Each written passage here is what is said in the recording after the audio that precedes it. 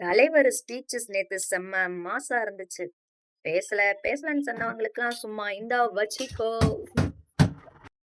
ஆனா என்ன ஒரே வருத்தம்னா, லைவா உட்கார்ந்து கேட்கணும்னு எதிர்பார்த்தவங்க தான் வழக்கம் போல ஓட்டம் கண்டுட்டாங்க. அப்புறம் வழக்கம் போல மீடியா முன்னாடி வந்து கதர்றாரு. சிஎம் வந்து ஸ்கிரிப்ட் எழுதி வச்சு படிச்சுட்டாருன்னு. அப்படியே இவரு இல்லனாலும் 4 மணி நேரம் மனுஷன் ஸ்கிரிப்டே இல்லாம நாக்கு தள்ள தள்ள பேசி கிழிச்சுருவாரு. இதுல சிஎம் தான் ஸ்கிரிப்ட் எழுதி படிச்சுட்டாருன்றாரு.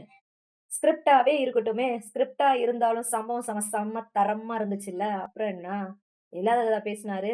எல்லாம் ரியல் நடந்தது தானே பேசினாரு. என்ன ஒரு டிஃபரன்ஸு?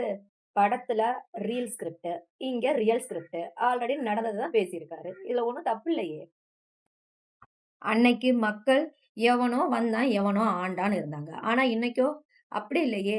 மக்கள் சட்டசபை லைவ் எல்லாம் உட்கார்ந்து பார்க்க ஆரம்பிச்சுட்டாய்ங்க. இத விட மாற்றம் என்ன வேணும் சொல்லுங்க? இதுல வந்துட்டு தேவையான விவாதம் எதுவுமே பண்ணல அப்டின்றீங்க.